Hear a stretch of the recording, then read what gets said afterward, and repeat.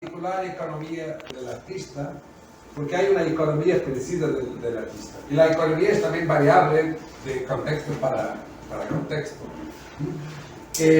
Lo que voy a hacer, porque si vamos a hablar del sitio donde vengo, lo que voy a hacer es hablar un poco de mi experiencia entre los sitios que me muevo, entre Portugal y Alemania, porque vivo entre estos dos lugares de Europa.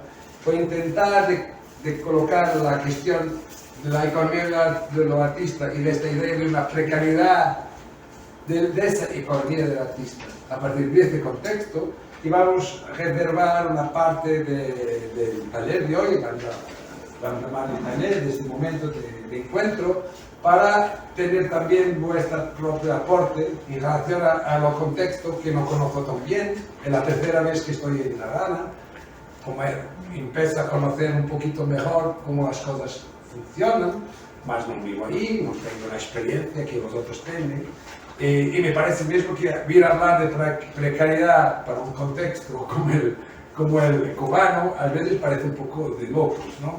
Mas para mí también era una especie de provocación, porque las que tenemos que poner encima de la precariedad que todos los artistas tienen que vivir, una otra precariedad más amplia, que tiene que ver con un contexto social, político, económico, etcétera, etcétera. Entonces, yo voy a leer un poquito y avanzando también, que es cualquiera que haya seguido mis otras intervenciones en el contexto de este documento sabrá de mi interés por lo que me gusta llamar la economía del artista. Cuando me refiero a la economía del artista, estoy invocando literalmente una etimología de la palabra que viene del griego, de oikos, que tiene que ver con la gestión de la cosa común, en primer lugar de nuestra propia casa. Los griegos usaban la palabra oikos y economía viene de ahí, a partir de la idea de gestión de la cosa común. Y la cosa común más pequeña, la unidad de la habitación, los sitios de agricultura, lo que sea. Entonces esa es la economía del hogar, esa unidad básica de lo que es común a una comunidad. La economía del artista es, por tanto, la gestión de su sobrevivencia, no solo individualmente, sino también en los grupos que forman, de manera más o menos formal o informal, para garantizar esa supervivencia. Hablar de economía del artista es, por tanto, hablar también de trabajo, de mercado, de fluxos y intercambios de capital con el estar ahí, y, por ejemplo, de ayudas y subvenciones, pero sobre todo es hablar de una cierta idea de comunidad y de los principios de la autogestión. Por último, significa hablar de cosas contradictorias, de autonomía y libertad por un lado, que asociamos siempre a la figura del artista, de todos los artistas. Puede ser un escritor, puede ser lo que sea, es algo que nos tenemos en mente. Y por otro, de precariedad. Esa palabra que tanto se ha utilizado y gastado en su uso. ¿Quieres cambiar la imagen? Este es un detalle de un trabajo de un amigo mío de Porto que tiene la gestión de un espacio que se llama, es un detalle del trabajo que se llama Mauro Cerqueira. Y para mí esta imagen había sido, tiene una especie de, es hecha con estos materiales, que solo trabaja con materiales que encuentra en la basura, en los sitios donde vive y todo más. O sea, esta idea de una violencia y al mismo tiempo de un soporte, al mismo tiempo de una cosa que está en una situación absolutamente precaria. Me parecía que era una imagen, cuando Anabel me ha pedido, hay una imagen, y me pensé, esa imagen puede ser esa imagen. Y porque también tengo muchas dificultades de empezar con una imagen de una persona que no conozco, de una persona que no es próxima, de un sitio, la gestión de este espacio de un sitio ha hecho cosas, voy a hacer más a frente. Son amigos para trabajar, más para beber, para comer, para todo, sí. Entonces, lo que vengo a hablar hoy no es de precariedad en su sentido político, económico, social más amplio. Espero poder hacerlo principalmente en torno a la economía del artista. es inevitable que eso nos va a llevar luego a otras discusiones, sobre todo en torno de los contextos actuales, de las nuevas formas de colonización y extractivismo, de las guerras que hoy se pelean en tantos lados, como en Palestina o en Ucrania, por ejemplo, o los nuevos problemas llamados por la visión y acción global del capitalismo. Pienso, por ejemplo, en la crisis climática, en las relaciones entre norte y sur. Pienso también en los fluxos materiales e inmateriales del capital y, antes de todo, de los cuerpos. Porque cuando hablamos de materialidad y cuando hablamos de capital, nos olvidamos casi siempre de los cuerpos. Y tenemos que pensar que la crisis, las crisis que he hablado ahí, de la guerra, la crisis climática, los fluxos migratorios, de todo más, es una crisis de los cuerpos. Porque al final no hay como escapar al hecho de que tenemos un cuerpo. Podemos hablar de todo, podemos hablar del digital, podemos hablar de la economía inmaterial, podemos hablar de lo que queramos. En el final nos queda el cuerpo.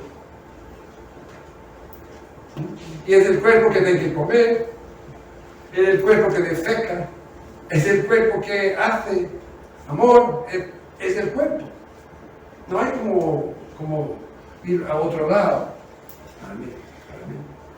Empezaré intentando situar el problema desde mi lugar de origen, viviendo y trabajando principalmente, como decía, en Portugal y Alemania, esto es, en Europa.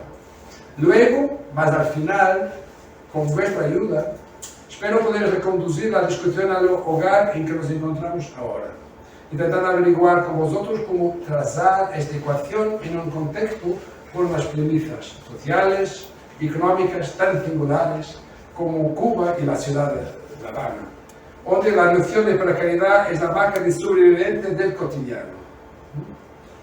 Entonces, ahora sí, lo puedes.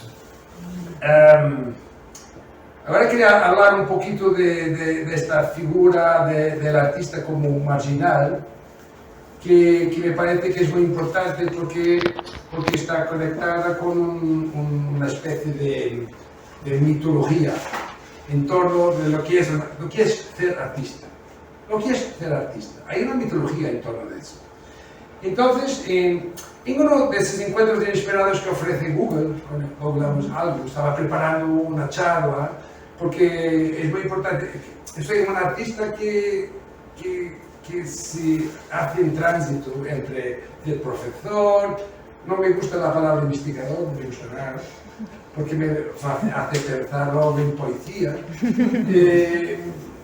Me gusta más ser un garipero, ¿saben? Así, alguien que va un minero, algo así, que va haciendo, buscando algo.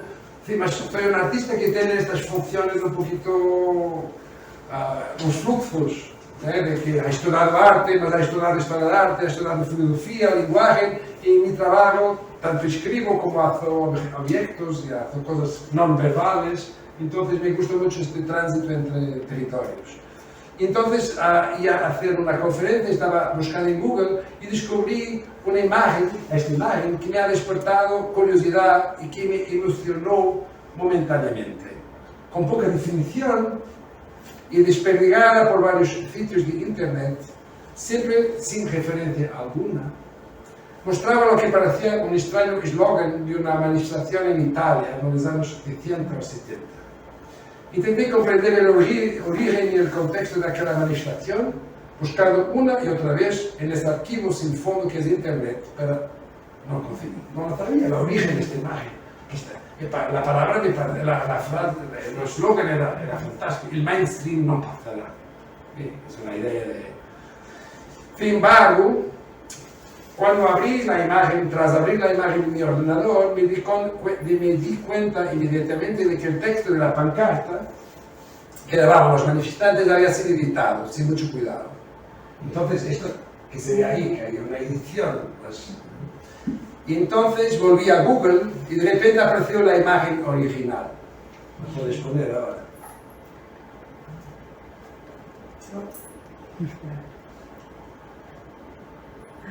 Esta era la imagen original.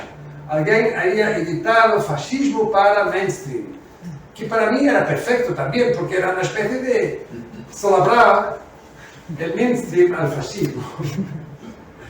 Bien, entonces conservé la imagen, las dos imágenes, y pensando que todavía la otra, que era una imagen editada, no era real, me podría hacer útil con todos los errores y con todas las decepciones. Para mí era una decepción de que en los años 70 ninguém había pensado en hacer una pancarta y mainstream no pasará. Bien, durante unos minutos aquella imagen funcionó para mí como un señuelo, como una posibilidad real, y eso, a pesar de su naturaleza fabricada, era lo que importaba. Más tarde quise volver a esa imagen, no la encontré en ninguna parte. Es una cosa muy frecuente en internet, una imagen está ahí y mañana no está más. Entonces, lo único que se me queda es la copia que ha guardado en mi disco, en mi ordenador.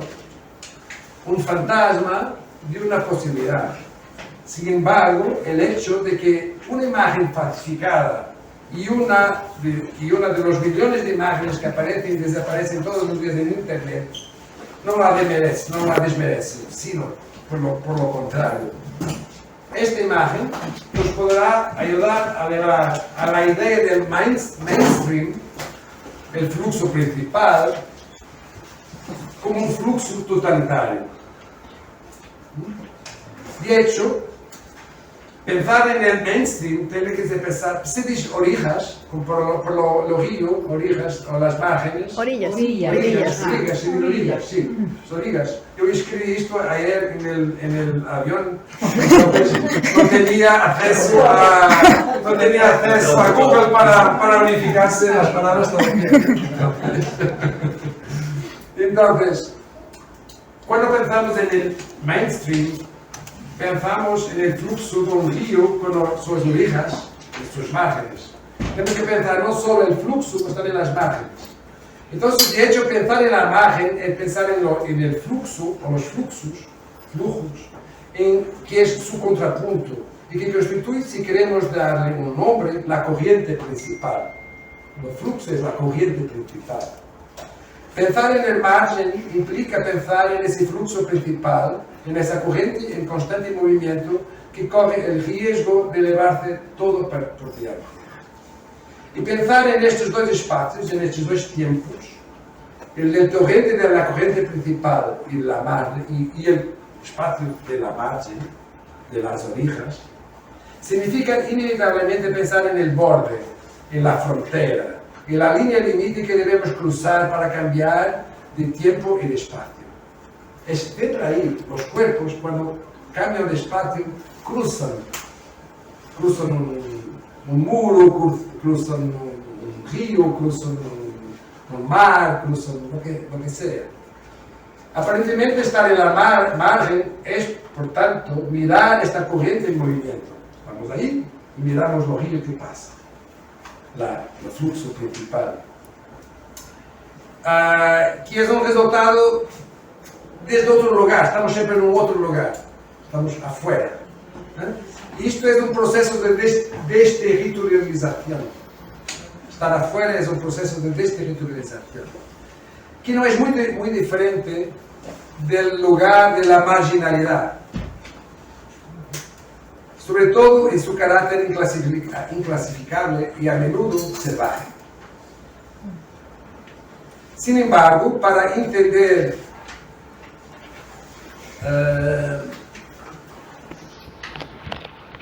el río y sus orillas, sería mejor pensar en la confusión perceptiva que se produce cuando viajamos en una gran velocidad, en un coche, o en un tren, en un avión, lo que sea, y al mirar por la ventanilla pensamos de repente que estamos parados, mientras el paisaje exterior desfila rápidamente ante nuestros ojos. A veces tenemos esa sensación, si vamos mirando para el lado.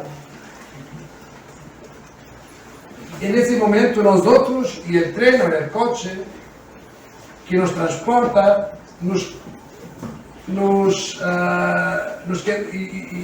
quedamos quietos y el mundo es lo que se mueve.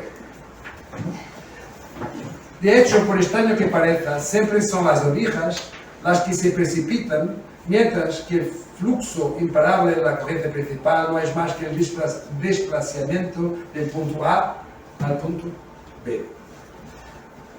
Dos filósofos, un filósofo y un psicoanalista, Deleuze y Guattari, distinguen la velocidad del movimiento. Dicen que hay una velocidad que es intensiva y absoluta, y el movimiento es extensivo, es relativo. La velocidad es el carácter absoluto de un cuerpo que le permite aparecer en cualquier lugar. El movimiento es el carácter relativo de un cuerpo que se desplaza de un punto al otro. Esa es la diferencia entre velocidad y movimiento. Así, de repente la orija pierde su carácter estático y deja de ser solo el punto desde el cual vemos el fluir de la corriente, adquiriendo un carácter nómada y destorretalizante. Hay un poder muy preciso en estar en la margen, estar en la orija. Cuando estamos en la orija no estamos parados, no nos quedamos siempre en el mismo lugar. Lo parece, pero no es. ¿Qué es? Creo que todos podemos reconocer que una parte importante del proyecto estético o político moderno se construyó contra la corriente dominante. Estamos hablando ahora históricamente, ¿no? Mirando para atrás.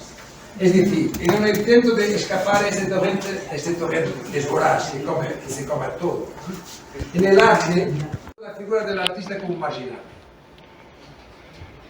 En 2013, escuché un artista inglés, Liam Gillick, contar su muy particular historia de la génesis del arte contemporáneo. Es muy interesante porque los artistas pueden hacer historia del arte sin tener que tener preocupaciones. Pueden hacer lo que quieren. No son historiadores de arte, son otras cosas. Y siguió paso a paso la reacción de los artistas a los intensos cambios sociales, políticos, científicos, tecnológicos en los últimos 200 años. Uno de los hitos que eligió fue el año de 48, en que Gillick destaca, entre otros acontecimientos, la creación del grupo de motards Hells Angels, que reunía a personas que se consideraban fuera de las normas sociales y a las que muchos veían como menos proscritos, marginales. De hecho, el nombre de este grupo organizado se inspiró en el apodo de algunos escuadrones de bombarderos de la Segunda Guerra Mundial, que a su vez habían tomado su nombre bélico de una película de los años 30, dirigida por Howard Hughes. Este hilo narrativo también ayuda a explicar muchas de las contradicciones de la posguerra. Los mismos hombres que habían contribuido a sembrar el terror desde los cielos regresaron a casa incapaces de encontrar otra forma de mantener los ideales de individualidad, libertad y autonomía sobre los que se alimentaba la mitología del aviador.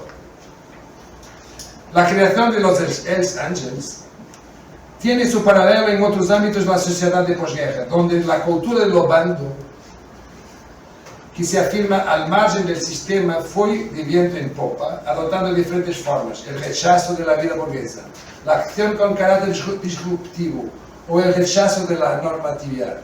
En el arte encontramos varios ejemplos de un ideal de marginalidad en las neovanguardias del posguerra, que transformaron la práctica artística, pero siguieron cultivando la mitología engañosa del artista como marginado, oponiendo así ilusoriamente la multiplicidad del bando, de la banda, no sé si dice bando, un bando que se organiza un bando, o la multiplicidad de las manos.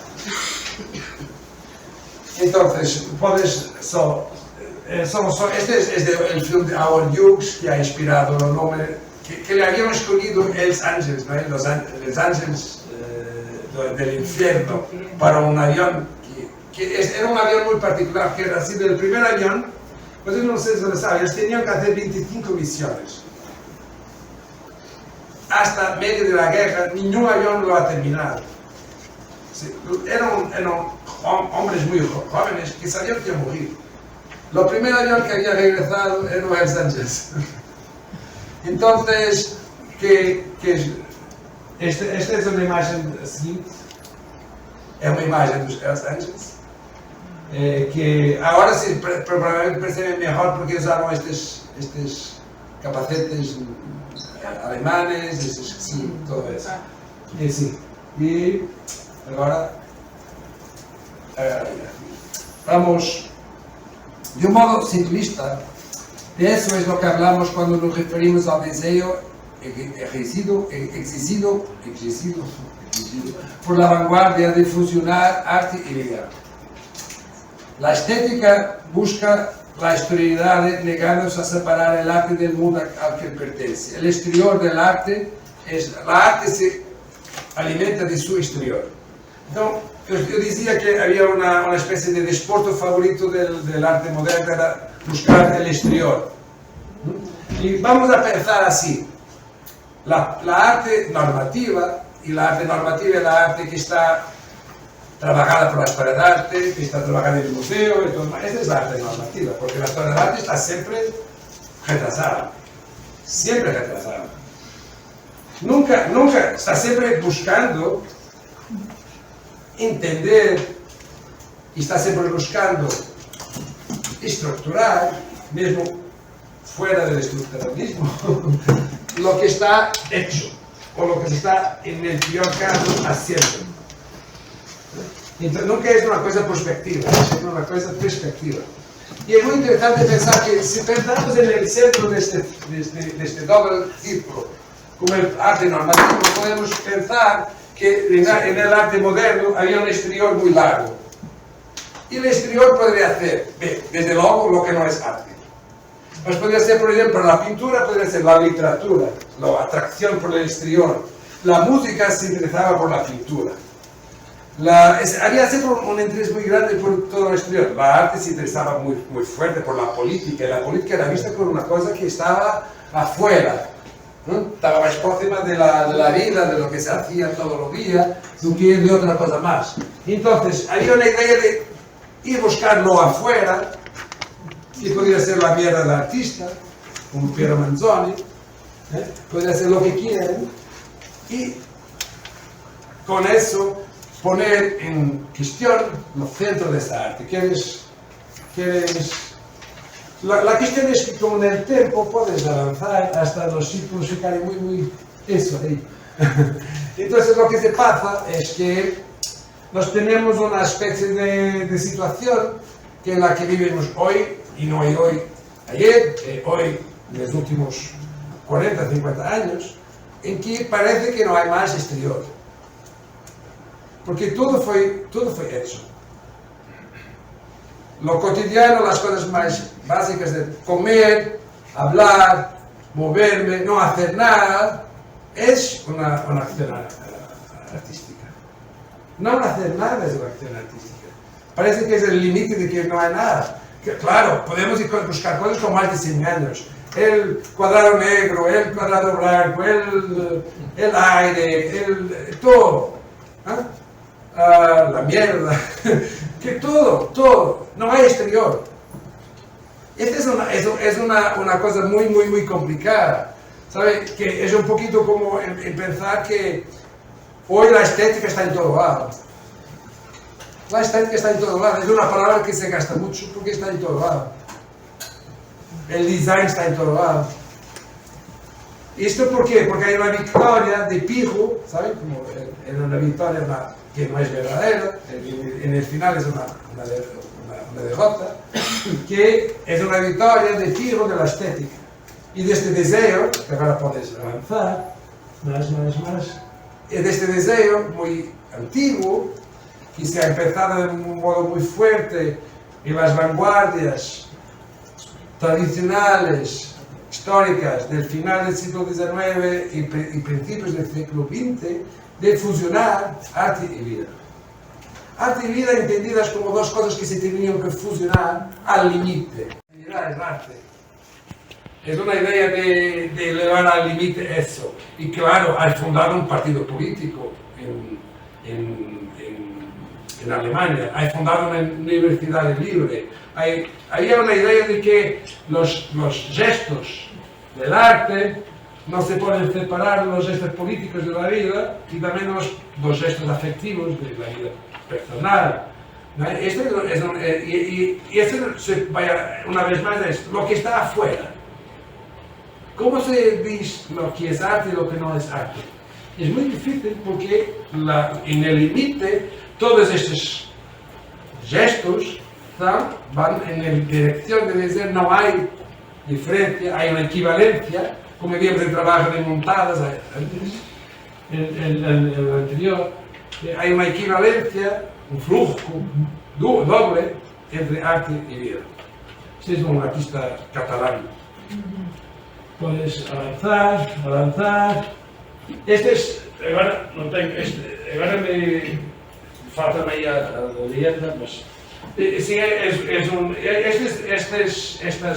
estes trabajos são también de Beuys que assinava estas notas, billetes de dinero, con esta idea de capital igual a Kunst, arte igual a capital, y toda esta idea de Joseph Beuys, esta idea de que nomeaba este objeto que es un objeto de troca simbólica, porque el dinero es un objeto de troca simbólica.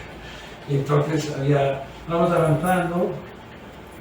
Sí, este es de Mathieu Loret, que está haciendo una conversación directa con el trabajo de Beuys, lo hace lo mismo, mas pues arte igual a capital, igual a espectáculo. Yo no voy a comentar mucho, mas que entienden cómo se va ampliando y la crisis también está ahí. Vamos, porque la crisis de todas las industrias del entretenimiento, la idea de que la palabra cultura, que es terrible, la palabra cultura es terrible. Porque cultura es lo que estamos haciendo aquí, mas también es lo que se está haciendo en Hollywood, mas también está haciendo en Bollywood, mas es también lo que se está haciendo todo lado. Esta es la cultura. Cultura es una palabra terrible, porque es una palabra que es como una basura. Es una basura, ahí la calidad. Este no se ve muy bien, porque se dice cultura igual a capital. Y este va exactamente poner este es de Alfredo ya es una... Sí, lo conozco. Y que es un trabajo que tiene esa... Esta es una parte, es un fragmento de un trabajo que pone en cuestión esa idea. Cuando se quita la palabra arte y se pone la palabra cultura, entramos en un otro nivel completamente diferente. Aquí se ve mejor. Cultura capital. Es así una especie de... es un corner. Es un corner. Y este me gusta mucho porque también es un trabajo que ha sido mostrado en Porto, en el Museo de Cerralves. Es un trabajo que en una exposición que se llamaba A las artes ciudadanos. O sea, era la relación entre arte y política.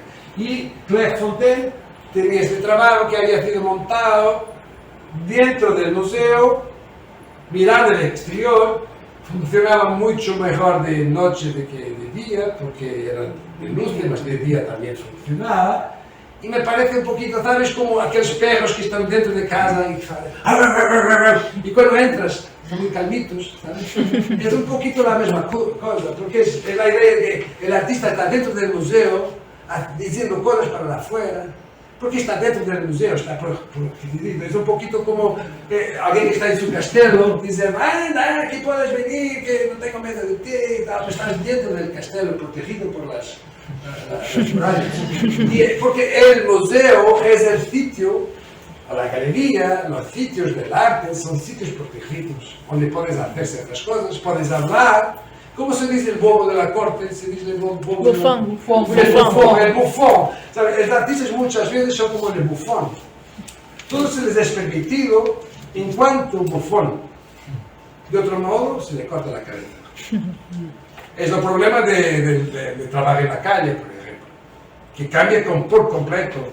Cambia todo por completo. Es el espacio público en el sentido, porque es así, un museo es un espacio público. Mas não é um espaço público aberto, é um espaço público codificado. Cuando la gente entra en un museo, es lo mismo que entrar en una sala de cine. Nos vamos a suspender temporariamente muchas cosas. Porque vamos a aceptar, por ejemplo, en el cine la ficción, o en el museo vamos a aceptar esto es arte. Y como es arte, puedo ver sexo, puedo ver todo. Pero si vas a hacer una performance haciendo sexo afuera del museo, acabas en la prisa.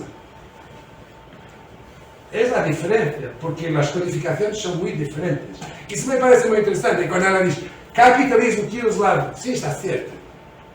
Mas, de la posición del bufón, es una posición de que está con su posición muy protegida, porque está dentro del muro. Lo hecho de que está exacto dentro del muro me parece muy interesante, como una situación límite para eso que yo estaba intentando hablar con vosotros. Tenemos fronteras, la búsqueda de una exterioridad. Esta búsqueda se convirtió en el centro de la experimentación y de la experiencia estética, dando forma a un ideal de transgresión y resistencia a las imposiciones normativas. Pienso que podremos estar de acuerdo en relación a eso, pienso que con diferencias podremos estar de acuerdo en relación a eso.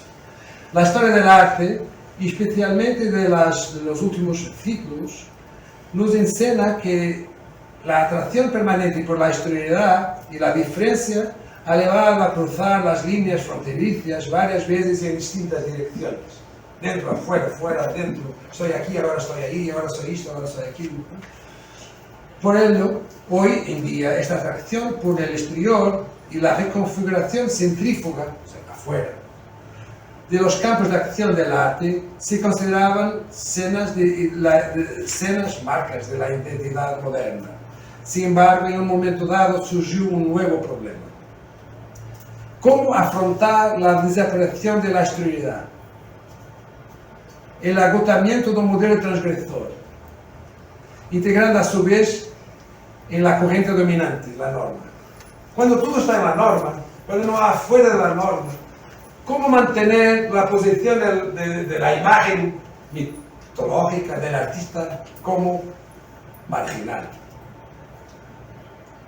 Voy a intentar responder un poquito a eso. Bien. La aparente victoria final de la estética, que le hablaba, ha borrado la mayoría de las líneas divisorias entre vida y arte. La noción kantiana de propósitos sin fines ya no parece una distinción válida como condición para el arte. Tanto porque hay una mercantilización del arte, como hay una dilución del arte como actividad productiva, en que, por ejemplo, como decía, hoy hay una designificación del design masiva del mundo. El mundo se está estetizando en todos los aspectos. Y donde ahora todo parece relacionarse con la estética, desde las uñas, los gabinetes de estética para pintar sus uñas, al yoga, o el cuidado dental, o lo que sea, ¿no? No se trata de recuperar un paraíso perdido ni de lamentar la desaparición de un mundo. La cuestión más profunda es cómo entender el arte y su autonomía soberana en medio de esta nueva realidad en que las fronteras entre lo estético y lo no estético se han disuelto. La cuestión es cómo seguir pensando el arte como una actividad radical en un contexto en que la capacidad de cruzar fronteras y vivir al borde de la autodestrucción ya no son cualidades distintivas del arte. En un contexto en que las fronteras son difusas, invisibles y más operativas de que nunca. Creo que todos podemos reconocer la crisis general en los dispositivos que caracterizaban las sociedades disciplinares, como anunció Deleuze en su famoso postscriptum sobre la sociedad de control. Mas también que esas mismas sociedades de control, tal como pudieron ser pensadas hace más de 30 años, son hoy dispositivos muy diferentes. Hoy, estes dispositivos son mucho más insidiosos, difusos, ondulantes, adaptativos, invisibles y aparentemente limitados. Hemos pasado de estructuras fijas e localizadas a estruturas volátiles que não sabemos como nombrar. Onde estão? Onde estão? Onde está quem controla? Lo sabíamos muy bien hasta 30 años. Hoy es difícil de saber quién controla qué. En medio de esta reconfiguración de las viejas instituciones y sus aparatos fijos de dominación, la idea de frontera o de línea divisoria ya no parece operativa. O no parece operativa de la misma manera. Las fronteras imaginarias o reales cierran espacios que organizan la realidad. Y estos nuevos dispositivos parecen abolir las fronteras, al menos la forma que las solíamos imaginadas. Toda la narrativa que se ha construido en torno de la globalización, desde la crisis política y económica hasta las nuevas formas de acción militar o los fluxos migratorios que tienden a derivar las fronteras territoriales, no es más de que un síntoma de esos cambios. Como hemos visto con la reciente crisis financiera, el mayor problema no es el fin anunciado de ciertas estructuras modernas que ainda sobreviven junto a nosotros, sino tal vez el simulacro generalizado de un consenso que anuncia en muchos sitios el fin de la política, transformada en un espectáculo que nega toda la posibilidad de existencia de la acción política o el pensamiento utópico, la idea de que la utopía no es más posible. Este es un problema que en Occidente se discute todo el día. Y hay esa abolición de las fronteras de la idea de un mundo globalizado no es más que una ilusión provocada por esta narrativa que ha transformado los fluxos de capital en la corriente principal de nuestra convivencia planetaria. Una ilusión, por un lado, porque las fronteras no han dejado de existir. Invisibles y móviles, son quizás más eficaces do que nunca. Porque en muchos sitios, por ejemplo en Europa, ya no tenemos más la idea de que para ir aquí a colar tenemos que tener un pasaporte. No tenemos que lo hacer. Nos seremos más libres por eso. Porque las fronteras se abrieron para los fluxos de capital.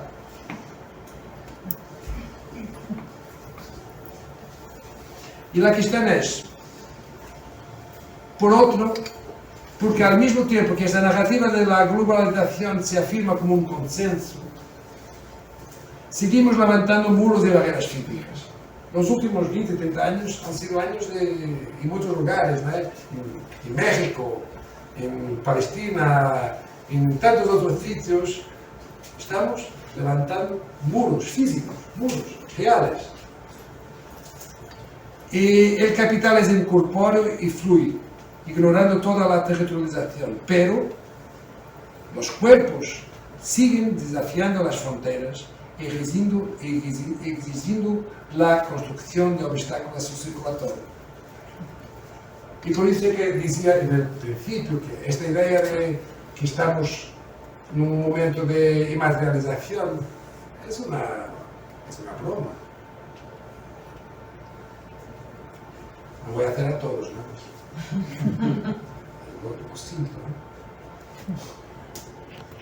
Hay un cuerpo, pero lo hago. Bien. Todos. Esta es Ana Galardo, que está en Argentina.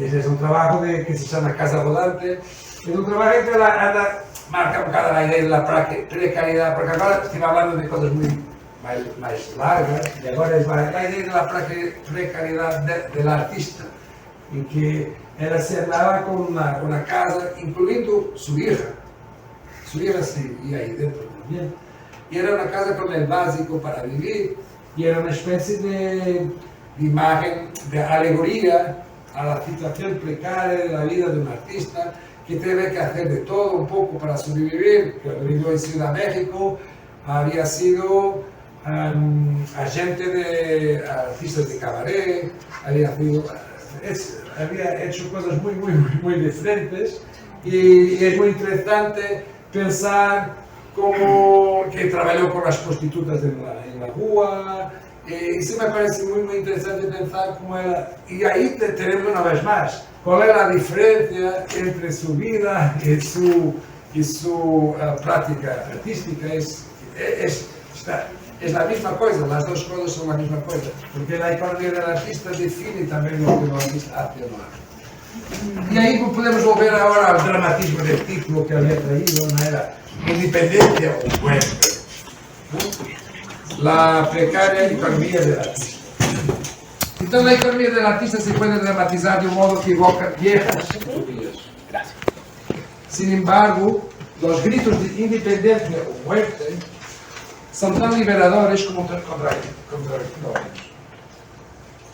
Debemos al romanticismo la invención de la primacía de la autoría y la afirmación de la subjetividad como motor de la práctica artística. Esta idea, en el final, es tan iluminista como el resto de las narrativas modernas, ¿no? Es esta idea de que, sí, para tenernos un autor, tenemos que tener una subjetividad y una individualidad. No hay como separar estas tres cosas. El arte, y después hay otra idea que es muy interesante, que es la idea del arte en singular y el arte en plural. ¿Qué es el arte en singular y plural? El arte en el plural, el arte de las artes. La pintura, de la escultura, de la danza, del teatro, de la música. Y el arte en singular es esta arte que estamos hablando hace una hora de arte y ninguém me pregunta ¿qué es arte? Ninguém pregunta lo que es arte. Arte en singular. Todos lo asumimos que sabemos lo que es. Y todos lo asumimos que es una palabra que está arriba de una serie de cosas que pueden ser hechas en diferentes medios, en diferentes formatos, en diferentes formas, por diferentes personas. A todo eso llamamos arte. Y si estamos hablando de artes visuales, pues si estamos ahí podríamos estar hablando de teatro, de cine, de literatura, todo eso es arte. Y le preguntamos a alguien, ¿no qué haces? Soy artista. No es la primera cosa que digo, no, yo soy pintor, ¿más pintor que de paredes? No, soy artista.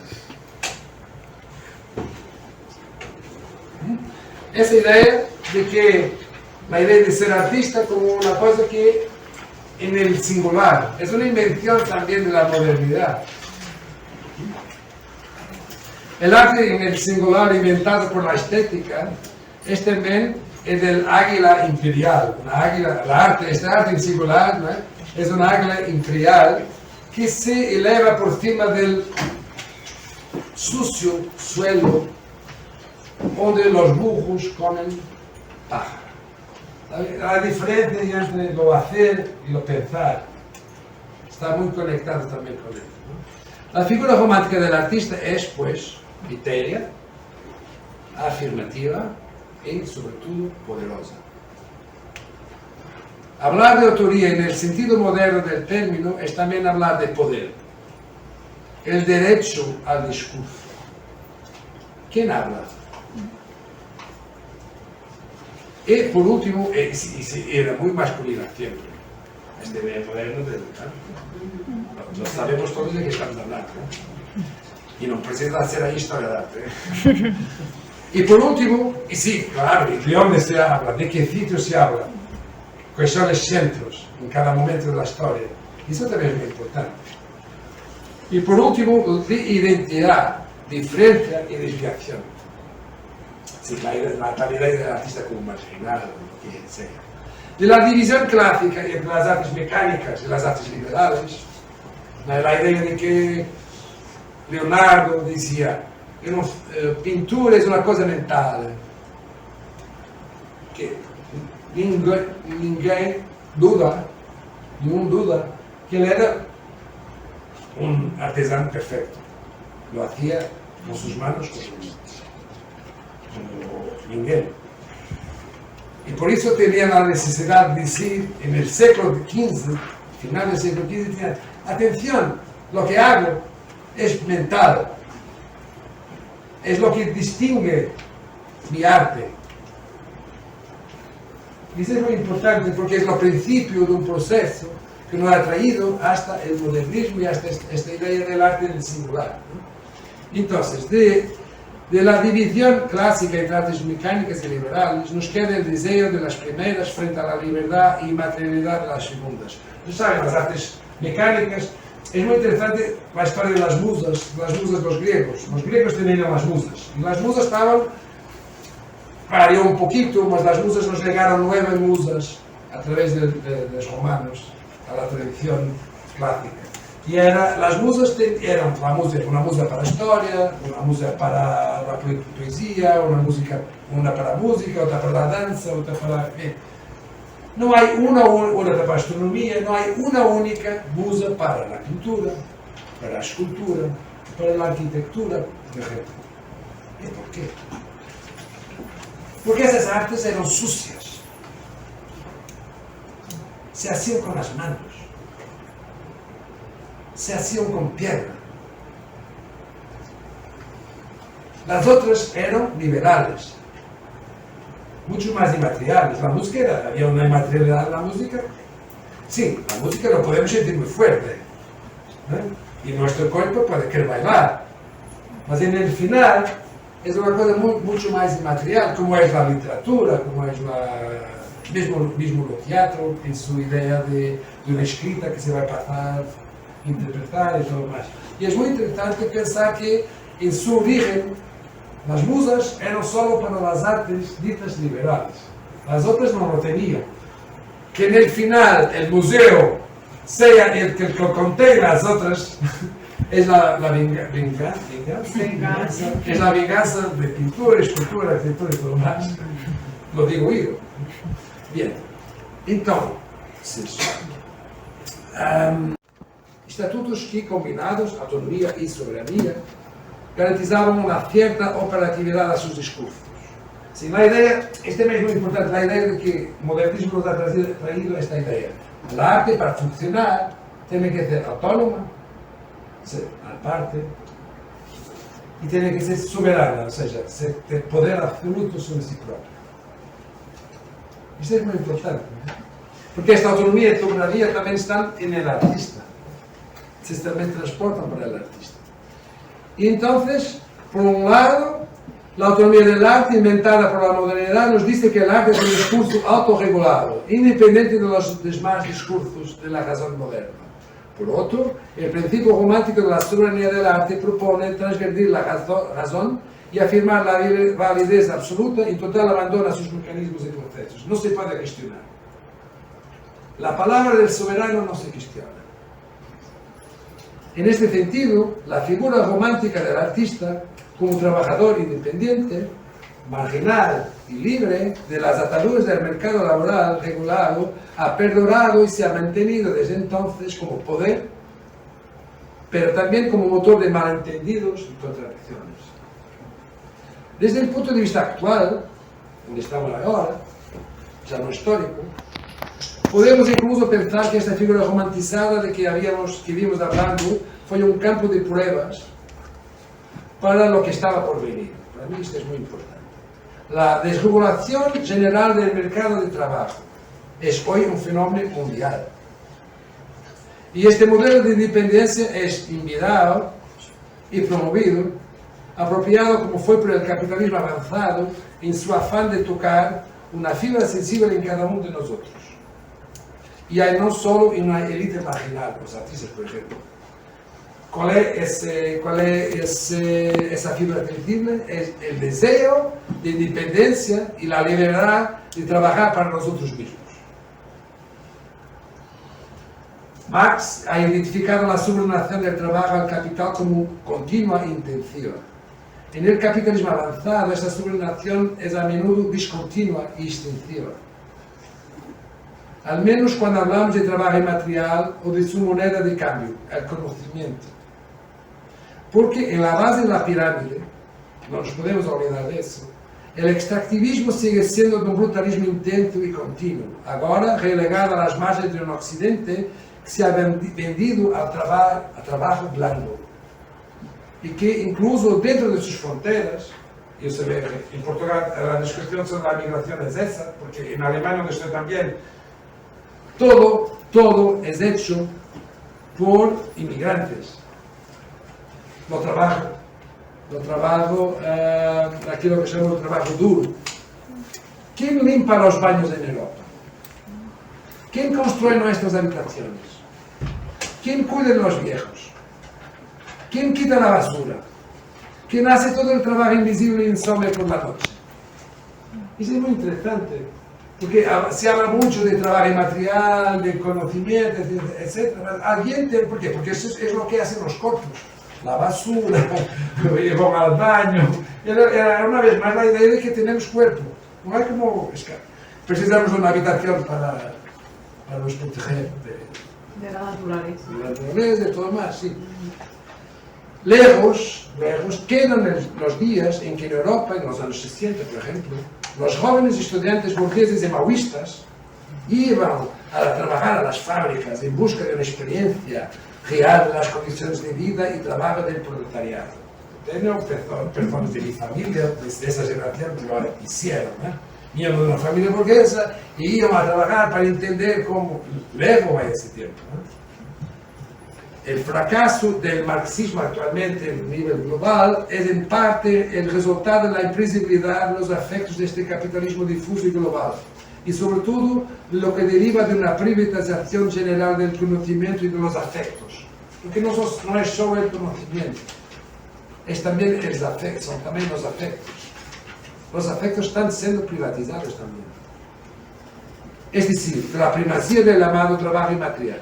Al mismo tiempo, el agotamiento del modelo de crecimiento infinito sobre el que se asienta el capitalismo hace 300 años. Era la idea de que tenemos que crecer infinitamente, siempre.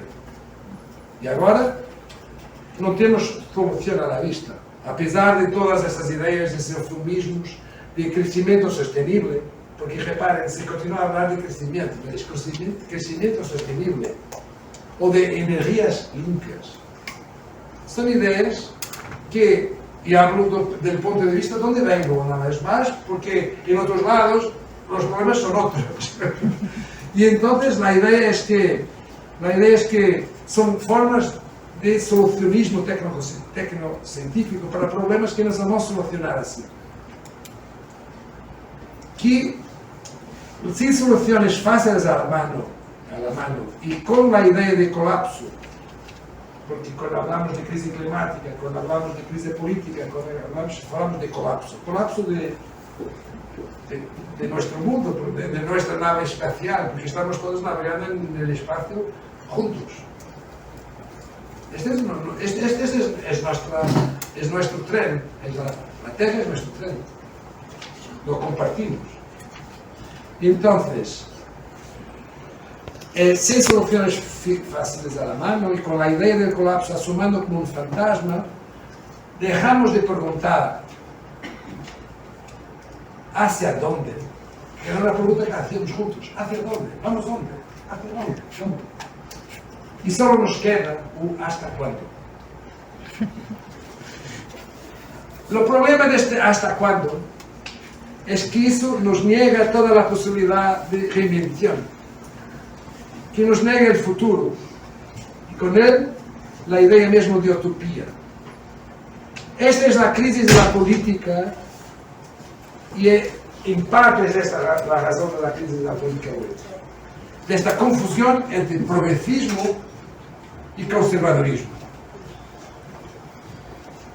que ya no sabemos muy bien dónde nos ponemos, ¿no?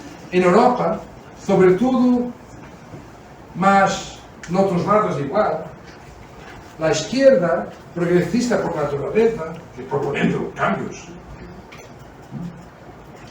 ha perdido el sentido del futuro y se ha visto atrapada en la defensa de derechos y garantías, olvidando que siempre se ha abierto camino inventando utopías, mundos por venir.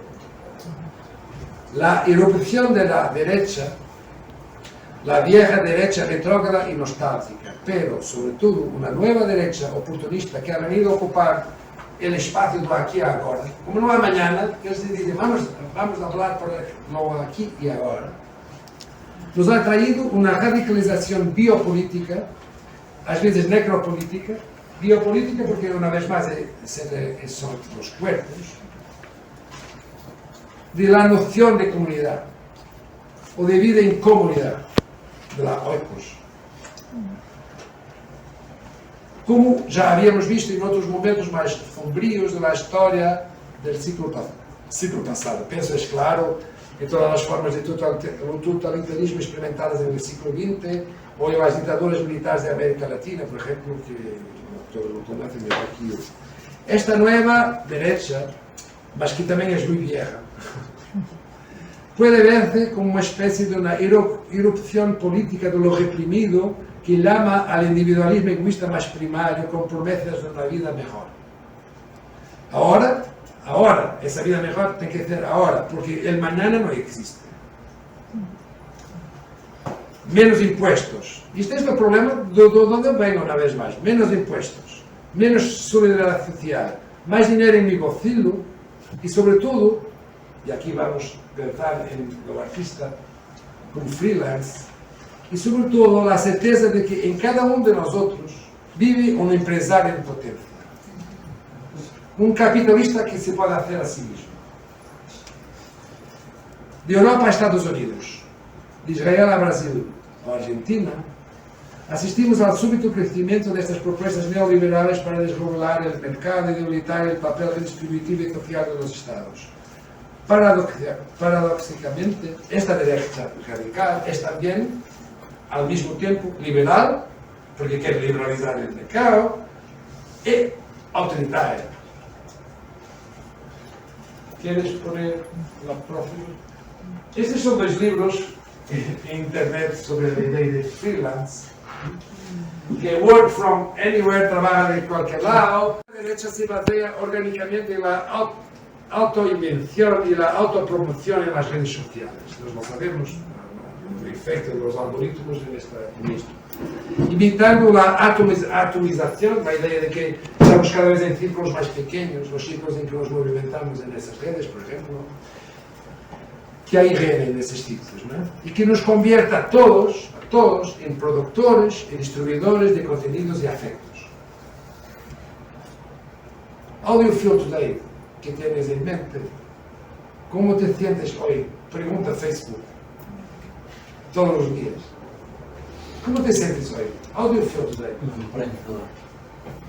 Sí, how do you feel today? Tú. ¿Cómo te sientes? Cumpliendo ilusoriamente la idea de que podemos ser dueños y señores de los medios de producción y distribución.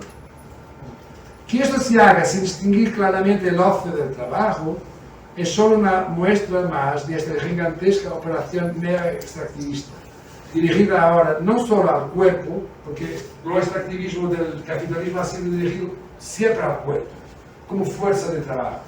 Hoy, el ocio es también consumo y trabajo. Estamos 24 horas por día, 7 días por semana, trabajando. En los móviles, trabajando literalmente, porque tenemos que trabajar para sobrevivir, unos más, otros menos, mas también cuando estamos conectados, por ejemplo, estamos trabajando. Estamos consumiendo.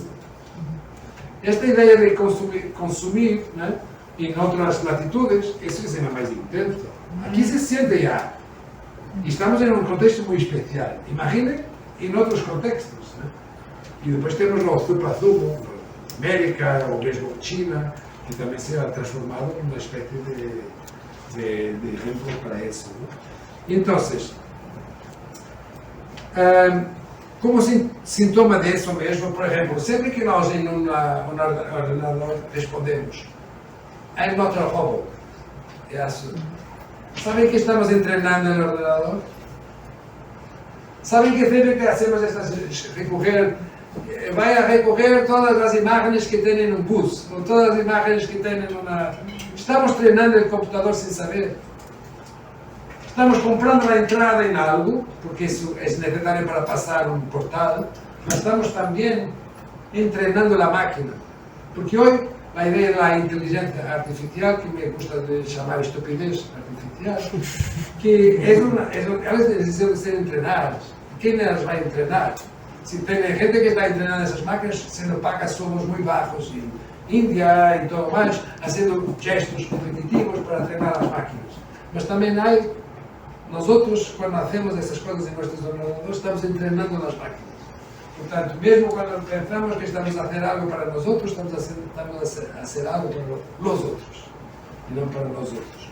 Esta nueva forma de extractivismo que promueve el trabajo no remunerado es también la piedra de toque de diversos modelos de negocio, de YouTube o Instagram, de TikTok o Twitter, do Facebook a plataformas como a Academia o de todas las llamadas editoriales académicas, galerías, publicaciones o conferencias que han invertido el flujo de la cadena de producción, haciendo que los trabajadores y materiales paguen por su propio trabajo. Ese es el problema que se pasa en la academia global. Las personas tienen que pagar para trabajar, tienen que pagar para publicar. Y esa es una idea que es una condición necesaria para que lo puedan continuar haciendo indefinidamente. Es una especie de no tiene fin. El carácter difuso y transnacional de las cadenas de producción y distribución facilita este giro neoliberal y la posibilidad de ser explotado un trabajo de larga duración se vive ahora como y la posibilidad de ser explotado en un trabajo de larga duración se vive hoy como un privilegio. Si la precariedad es un hecho de las relaciones laborales actuales, entonces la solución es promover el trabajo autónomo. El trabajador independiente o los que crean su propia empresa con imágenes de éxito y libertad es dueño de tus propios medios de producción. El emprendimiento va así de Uber a Globo, YouTube y explica también la explosión de los salones de uñas y peluquerías de nuestras ciudades. Somos todos trabajadores liberales. No es casualidad que incluso en Cuba, y me corrigen si estoy equivocado, las peluquerías y los taxis han sido los primeros negocios a poder abrirse tímidamente a la iniciativa privada, la idea de que se puede alquilar el taxi. Y ahora preguntaba al taxista que nos traía ahí, si paga un alquiler al Estado y se puede explorar su propio negocio, ¿no? Y las peluquerías me explicaron también, había cortado el cabello ahí, me explicaron que en los últimos años se ha cambiado el sistema de gestión de las peluquerías, ¿no? Y entonces es muy interesante. ¿Dónde deja esto la figura romántica del artista, para no nos olvidar de la foto de hoy, que se ha reinventado una y otra vez tratando de sobrevivir a los sucesivos avances del propio arte y del mercado? Su posición no es nueva, solo que ahora se encuentra en un marco en que él ya no puede reivindicar un lugar especial y marginal en el ámbito del trabajo y de las relaciones laborales. Lo que antes era una excepción, compartida con algunas otras actividades, se ha convertido en la norma en este régimen de privatización y mercantilización general del trabajo y material. En el límite, podríamos incluso decir que los artistas habían sido la punta de lanza de esta transformación, la avanzadilla de la precariedad. Como también afirma Liam Gillick, que hablaba, él dice, la acusación es que los artistas son, en el mejor de los casos, los últimos trabajadores del conocimiento independiente, los mejores, los más intensos, y en el peor, casi incapaces de separarse del agotador deseo de trabajar todo el tiempo. Es muy interesante pensar que los freelancers son, sí, es dueño de tu propio medio de producción, trabajas, no tienes dueño, trabajas sin sueldo, trabajas cuando quieres, donde quieres. Mas hay una contrapartida de eso, es que no hay fuera o adentro del trabajo, estás siempre trabajando. El artista, históricamente, lo era ya. Por eso me dice, una especie de una avanzadilla de la precarización global del trabajo. Y como podemos escapar a esse destino e encontrar ou reinventar outras formas para a prática artística, sin más tener torres de marfil, sin ter estas mitografias del artista marginal. Como lo podemos hacer? Y una obra de Tino Sehgal, un artista alemán de origen de Irán. Lo tuvimos en la Bienal. Sí, sí. Bueno, él Sí. no, bueno, tú sabes Sí, que él sí, tiene sí, falta sí. para moverse. Sí, sí. Una propuesta de él. Y nuna instalación performativa como es habitual, sí, con su trabajo, una chica, a dado momento una chica nos va a preguntar a nosotros, al público, ¿preferías sentirte demasiado ocupado o no lo suficientemente ocupado? La pregunta va dirigida al público, a nosotros. Pero parece ante de todo una pregunta que se surge de las propias contradicciones de la práctica artística, incrustada entre las virtudes y los peligros de trabajar sin rede y la ansiedad productiva que le es tan característica. Porque hay una ansiedad productiva muy grande en ser artista. Y debemos ser siempre capaces de preguntar eso. ¿Por qué trabajamos? Debemos preguntar, ¿estamos trabajando cuando trabajamos? ¿O estamos haciendo otra cosa que no debemos llamar trabajo? ¿Debemos seguir haciéndolo o debemos dejarlo? Abandonando ese trabajo, esta producción, a su papel de algo improductivo. Probablemente cuestiones como estas, de cuestionar a todo momento por qué lo hacemos, lo que hacemos, lo que llamamos lo que hacemos, es quizá la primera vacuna que puede librarnos de este destino. Bien, pienso que ahora podemos hacer una parada para la gente que trabaja ahí en varias áreas, más en la parte del arte, es muy fuerte, de tomar en sus propias manos la gestión de proyectos independientes en una escala que para la escala de la ciudad es muy grande. Solo para tener una idea, en Porto hoy, a los días de hoy, hay más de 100 proyectos autogestionados por artistas. Claro que tienen todas escalas diferentes y no diría que tienen todos el mismo interés, pero tienen cosas muy interesantes. De un modo que, habiendo un panorama institucional en la ciudad, no hay posibilidad de conocer la arte en Porto sin conocer esos espacios. A pesar de haber un museo de nivel internacional, que es Terrales, no hay posibilidad, porque lo que se pasa en la institución es institucional. Lo que se pasa en los espacios independientes, autogestionados, es una cosa que es muy cerca de la gente. Yo como profesor, artista, mas también profesor, y no consigo separar las dos cosas, en la Escuela de Artes, de las Artes, tengo una conexión muy grande con esto, porque desde 100 espacios, no tengo números precisos, mas puedo decir que 3/4 tienen estudiantes antiguos míos, de un modo o de otro. Entonces, eso me parece muy interesante. Entonces, antes, y hay una otra cosa que me parece muy interesante. La ciudad de Porto es una ciudad burguesa, industrial del siglo XIX, que ha entrado en una crisis muy grande desde los 40 y que ha dejado muchos espacios vacíos.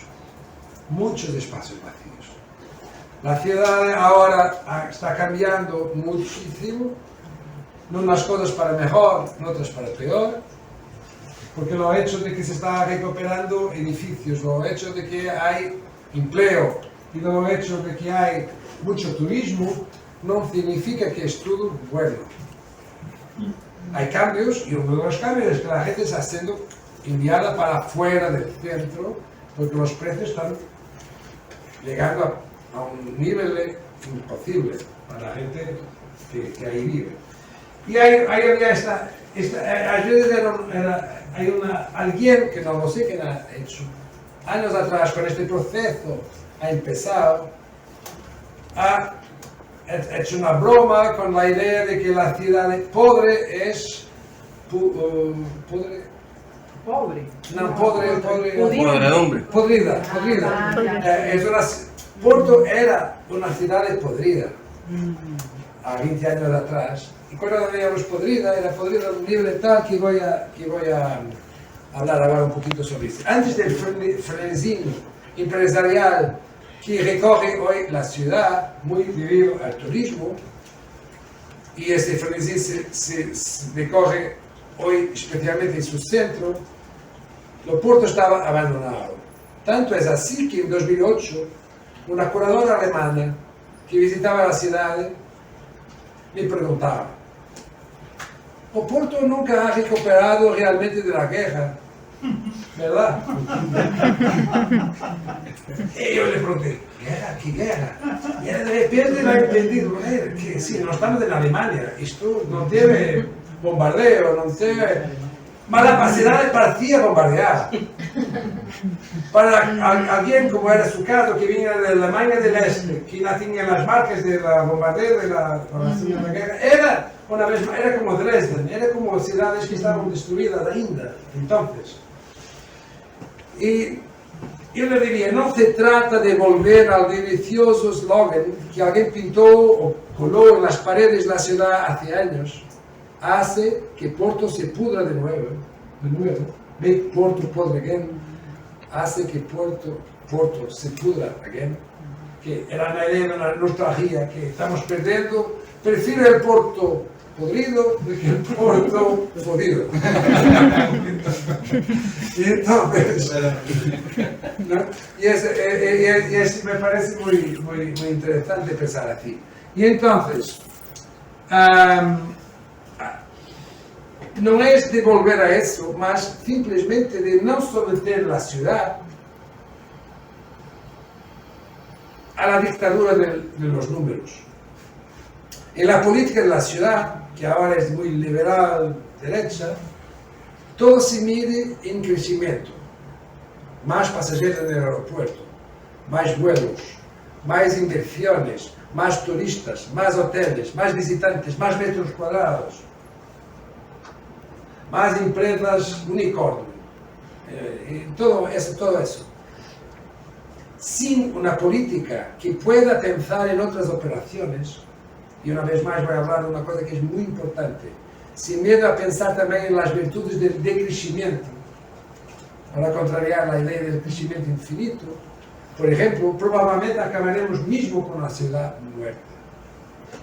El Porto podrido en los años 90 y 2000 no era al final una ciudad muerta, simplemente estaba enferma.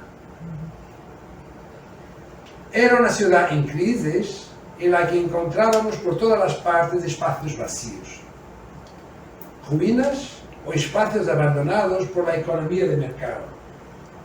Estos espacios estaban a menudo habitados de una forma o de otra, resistiendo al horror del vacío del autoritarismo al que parecen condenados todos los terrenos o edificios sin valor de mercado. Estos espacios olvidados, en su obsolescencia y su inutilidad económica, representaban el vacío que cierta idea de ciudad quiere combatir y transformar según los principios de la productividad. Y estos espacios funcionaban y siguen funcionando como zonas grises, oscuras en el mapa de la ciudad, oasis de libertad en medio de la regulación de los espacios y la propiedad, y que por tanto podían ser más fácilmente apropiadas y transformadas en otra cosa. Ese era un cartel de un grupo que tiene una oficina, un taller de impresión, y que trabaja sobre todo con serigrafía, grabado y eso, y de cuando en vez hacen carteles que van a colar por la ciudad de toda y que son una especie de crítica a la propia política de la ciudad. Este es Porto de Voluto, es un juego de palabras con la idea de voluto, no sé si se dice también en castellano o en español, que es una cosa que está vacía, que no está siendo usada, y el luto es lo que se hace cuando alguien vaya a morir. Y entonces, era una serie muy grande de carteles de oficina rara. La erupción de espacios independientes vinculados a las artes en Oporto en aquellas décadas se debió en parte a la oportunidad que brindaban estos vacíos, en un doble sentido. Por un lado, como respuesta a un vacío institucional y cultural ante el que toda una comunidad de formación de artistas sintió la necesidad de tomar en sus manos su propio destino. Por otro, aprovechando la existencia de esos vacíos reales, físicos, que estaban expectantes, esperando algo, una especie de espacio fuera de las cosas, una especie de espacio fuera de las cosas, que podía ser ocupado con pocos o ningunos recursos. Muchos de esos espacios fueron mismo ocupaciones, en esos tiempos de los 90, 2000. Hoy los alquileres están subiendo y muchos de estos espacios se están moviendo más afuera del centro. Mas se mantiene muy fuerte el régimen de creación. Puedo decir que solo este año hay 32 nuevos espacios. Claro que esto no es cumulativo, porque otros cierran. Muchos de estos espacios duran un año, duran el tiempo de una relación, por ejemplo. Porque algunos vienen de relaciones que se establecen, ¿no?, amorosas, de otro tipo. A veces son comunidades, microcomunidades que se crían, que van a cotizar para pagar las despesas del espacio. Muchos de estos son informales, otros se formalizaron, y ya vamos a hablar sobre eso. Y entonces, esta historia que estoy ahora hablando, queda por contar. Alguien me lo va a tener que contar. No yo, que no soy historiador de arte, mas alguien lo va a tener que contar. Así también es necesario comprender o que propició esa creación intensiva de comunidades y microproyectos. Algo que sucedió tanto como reacción al carácter sombrío del contexto cultural, político y económico de la ciudad, como resultado del entusiasmo suscitado por una comunidad artística renovada, muy joven y en gran medida procedente de otros lados. Era gente que no pertenecía a la ciudad, que venía a estudiar a la ciudad y que se quedaba después, y terminados sus estudios, ¿qué hacer ahora? ¿Vamos a vivir de qué? ¿Vamos a trabajar cómo? ¿Vamos a mostrar nuestro trabajo de qué manera? ¿Vamos a compartir los talleres? ¿Vamos a compartir? Queremos hacer vídeo, pero no tengo dinero para tener un ordenador o una cámara. ¿Cómo vamos a hacer? Vamos a compartir la oikos, la economía común. Entonces, este en los mejores casos, claro. No es todo perfecto, no es todo lo cielo, ¿no?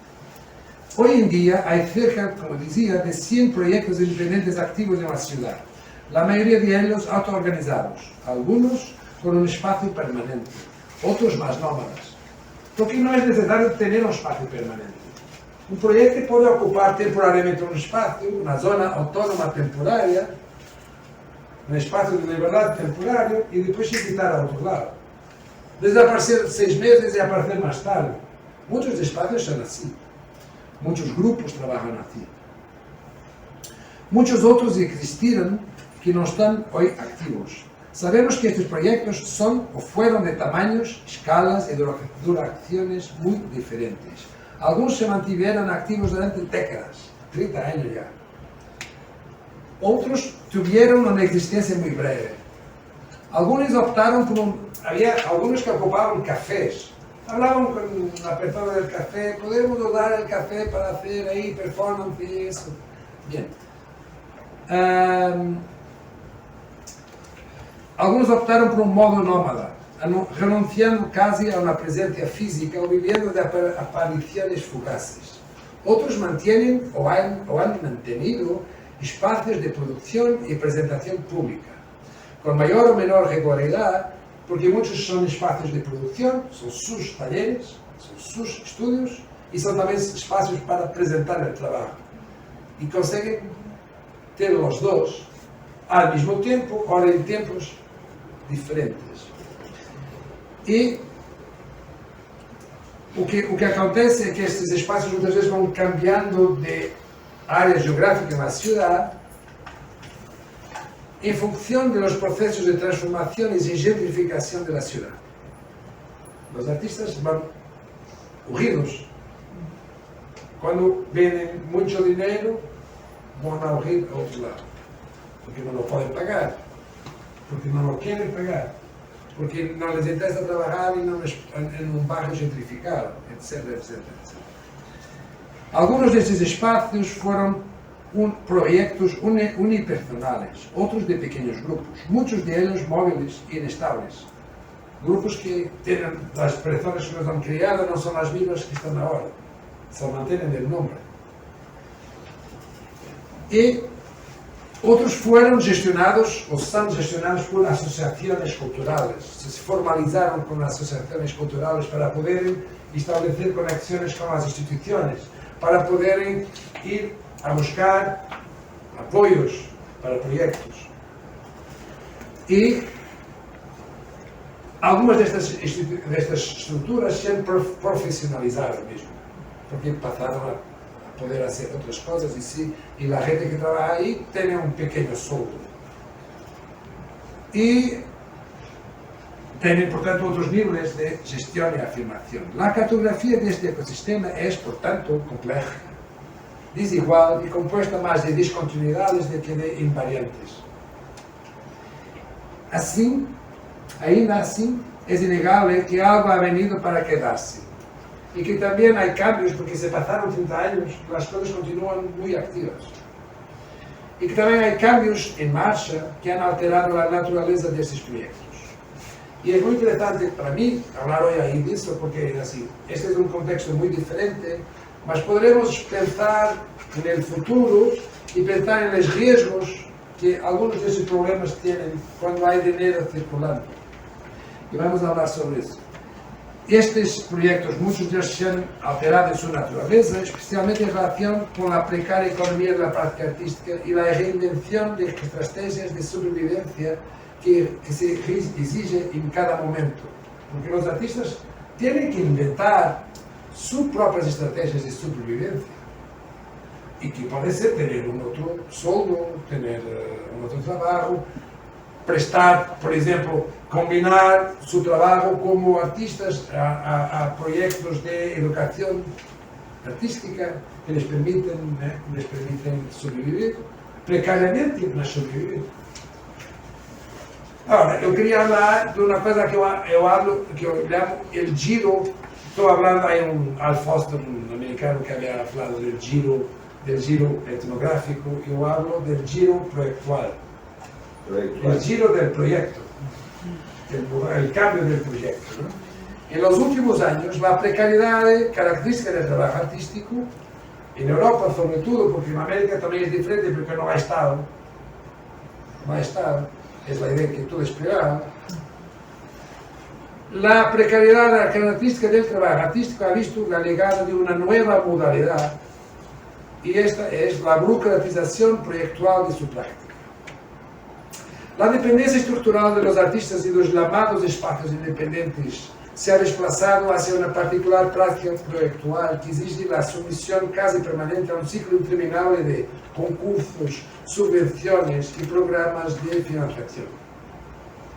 Entre proyectos de investigación artística, programas de movilidad, becas de máster o de doctorado, residencias o ayudas a la creación, una parte importante del trabajo de artistas y colectivos de artistas se realiza ahora en torno a formularios online, proyectos detallados, declaraciones de intenciones, presupuestos, cuentas finales, tesis, porque no es diferente. El papel de la universidad aquí es lo mismo, es también un problema. Jurados porque há sempre alguém que vai avaliar no proyecto o informes. Ya hay cursos y unidades curriculares en Europa dedicados solo a esto, en escuelas y universidades, sobre cómo hacer proyectos. Y está surgiendo rápidamente una nueva especialización. Tenemos el artista, el curador, y tenemos el productor de apoyo a solicitudes de proyectos. Porque es una cosa tan específica que queda por ver hasta qué punto este estado de cosas es una nueva forma de formateo burocrático y aburrido de la práctica artística, contribuyendo de una manera decisiva a un nuevo modelo del estatus del artista y de sus modos de producción, ahora ciertamente menos centradas en la experimentación sin compromiso. Esta es la historia de la práctica artística, de experimentar sin compromiso. Y cuando tenemos un proyecto, ¿estamos experimentando? No, estamos proyectando, no estamos descomprometidos, estamos comprometidos. Comprometidos con una propuesta que hicimos, es una servidumbre voluntaria. Entonces, este giro proyectual, como yo llamo, es una forma de agencia de la práctica artística que impone toda una retórica discursiva y conduce, por ejemplo, en muchos casos, a una supercarga de información que se ve en muchos proyectos artísticos, ¿no? Entramos en una sala y vemos, se muestra documentación, se muestran gráficos, se muestra, porque esto no es por acaso, es porque hay una formatación de la práctica artística que va a venir de lo modo como ella está siendo pensada desde su raíz.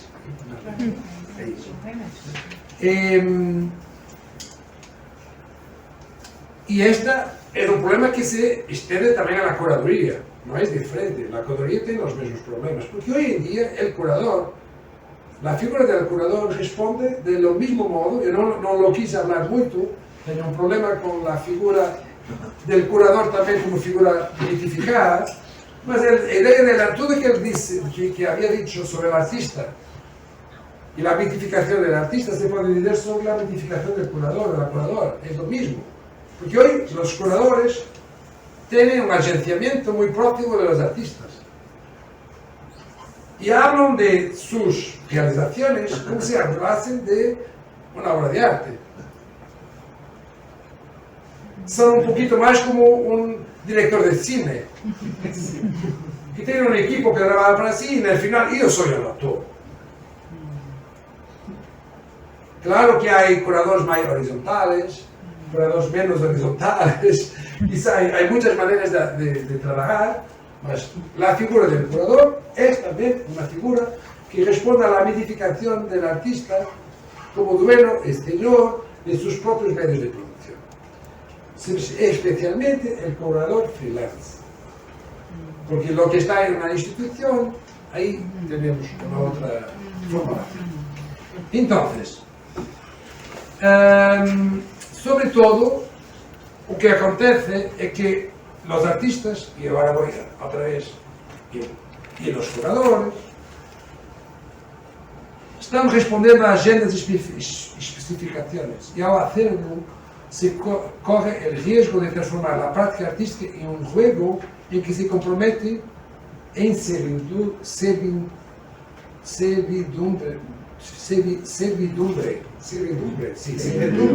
voluntaria a un conjunto de premisas, de dictados externos que le definen y condicionan antes incluso de que se pueda materializarse. La arte está hecha antes de ser.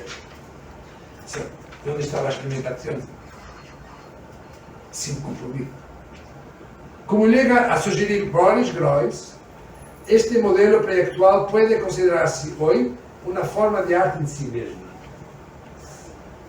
Por lo que para cartografar la práctica artística actual sería necesario partir no solo de los proyectos que se realizaron, mas también de los proyectos que nunca se han realizado.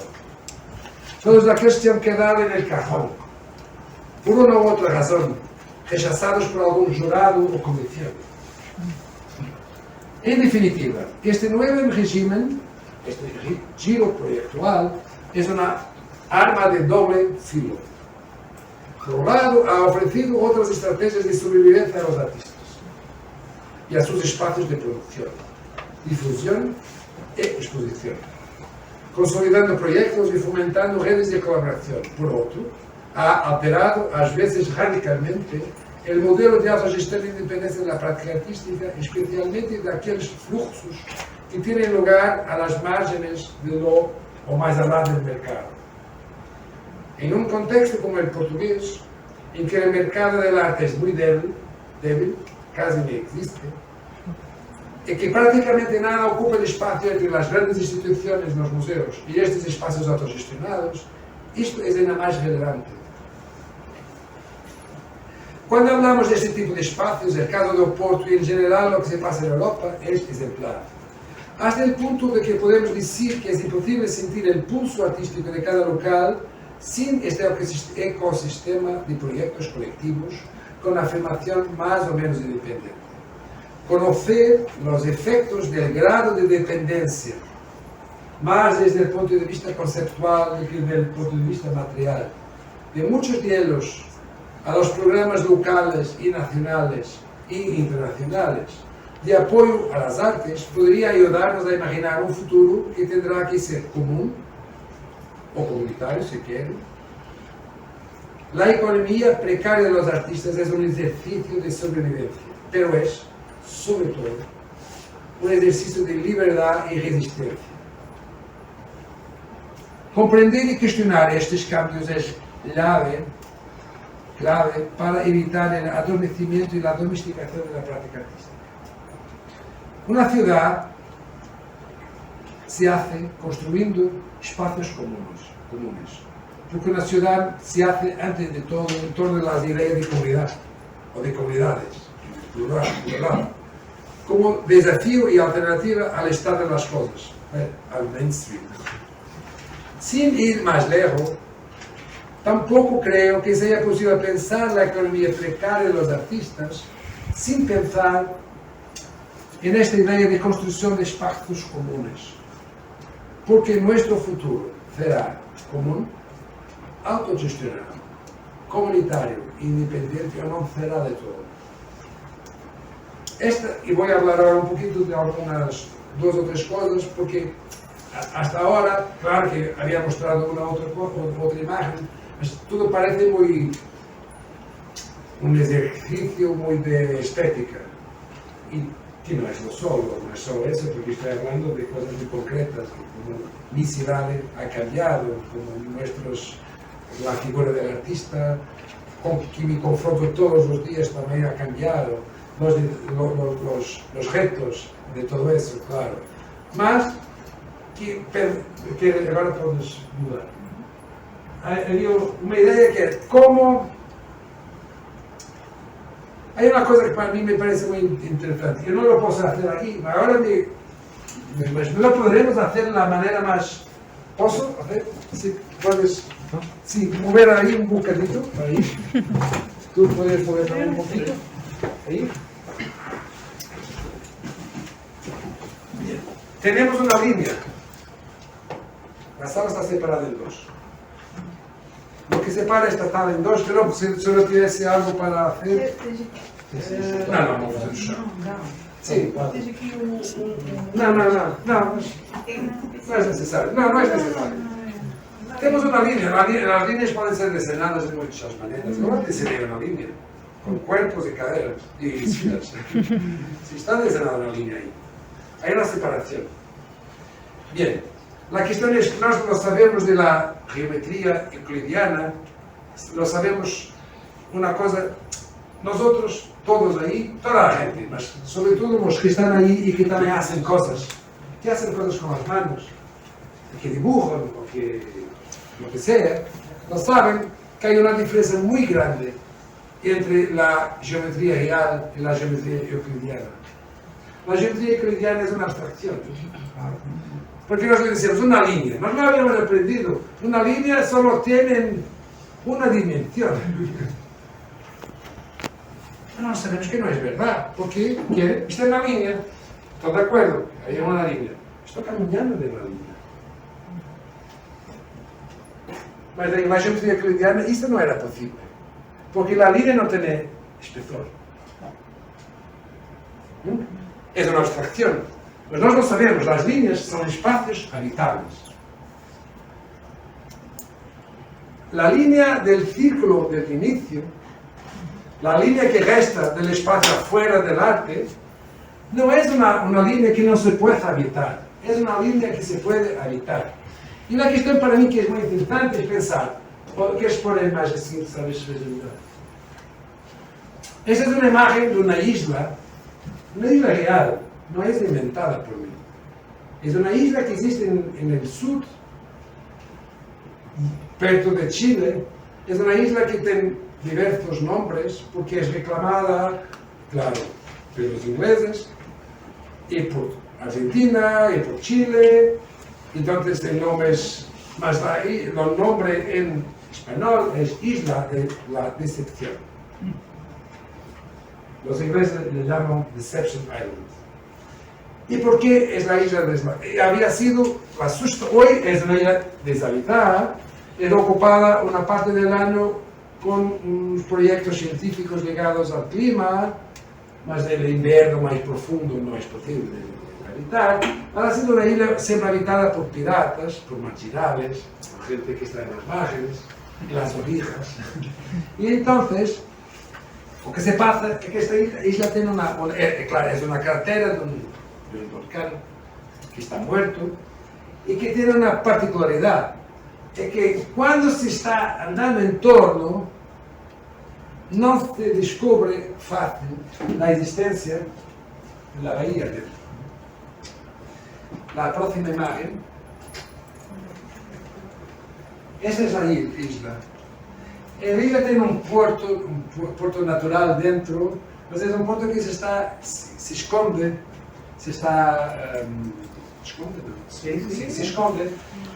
del exterior. Y para mí esta isla, y ahora puedo voltar para atrás, esta isla es una isla que tiene una cosa muy interesante. El interior es el exterior y el exterior es el interior. Sí. Tiene una especie que estamos dentro o estamos afuera. Estar dentro y afuera al mismo tiempo es una posibilidad. Hay espacios reales donde esto es posible. Y de la misma manera es posible de trabajar con la línea. Ese es un trabajo de Francis Allish, el artista que vive en México, Ciudad de México. No se ve muy bien, es una imagen de este zócalo, como lo saben, en la plaza central de Ciudad de México. Y tiene toda una simbólica muy grande para los mexicanos y tiene una bandera muy grande de México en su centro. Y ese trabajo de Francis Allish es un trabajo en que él hace un reloj de sol, porque hace mucha gente allí y había gente también que ofrecía sus servicios, etc. Y con lo calor se van quedando siempre en la sombra de la bandera, y que es un espacio es una línea. Y esta posibilidad de habitar la línea y de hacer un reloj en que los humanos están ocupando la sombra de esta línea, es un trabajo que me parece que da una lectura muy precisa de la posibilidad de habitar un espacio entre. Aquí vemos otras imágenes de este proyecto, que es una especie de reloj de sol, en que vamos a ver lo que te pasa, no hay sol. Reparen cómo la gente se proyecta en el espacio con sol. Y es muy bonito porque es mismo esta idea de la posibilidad de habitar. Claro que este trabajo tiene muchas otras dimensiones, muchas otras que podemos leer, muchas otras cosas. El trabajo que hace en el mismo espacio. Y ahí la cuestión es un vídeo, mas la cuestión es otra. Hay siempre esta idea de la línea, en este caso de la secularidad, que es por otro lado. Este es un trabajo, es una cartera, no una cartera, un postal postal. Es un postal. Es un trabajo que se tiene edición infinita y era un trabajo muy simple porque se estaba en México y tenía un problema que era cómo ir a Estados Unidos, América, sin cruzar la frontera. Entonces el proyecto era ir de Ciudad de México a San Diego sin cruzar la frontera. Y lo ha hecho dando la vuelta al mundo, al contrario, y entró por Canadá, después de a Asia y todo más. Y este proyecto, vaya, esta idea del mar como frontera, yo pienso que es una cosa muy, para quien vive en una isla como Cuba, es una cosa muy fuerte. Y entonces, este trabajo tiene esa dimensión de contornar, de envolver la idea de frontera y la idea de la división, y cómo cambiar de ahí para allí sin cruzar esta línea. Entonces, para viajar de Tijuana a Santiago sin cruzar la frontera entre México y los Estados Unidos era Tijuana. Tomaré una ruta perpendicular a la borda de Italia, desplazándome luego hacia y de nuevo hacia el sudeste, circunnavegaré la Tierra hasta llegar al punto de partida. Los objetos generados por el viaje darán fe de la realización del proyecto mismo y quedará libre de cualquier contenido crítico más allá del desplazamiento físico del artista. Es un trabajo que tengo en mi... Ahora no tengo todos en casa, no sé.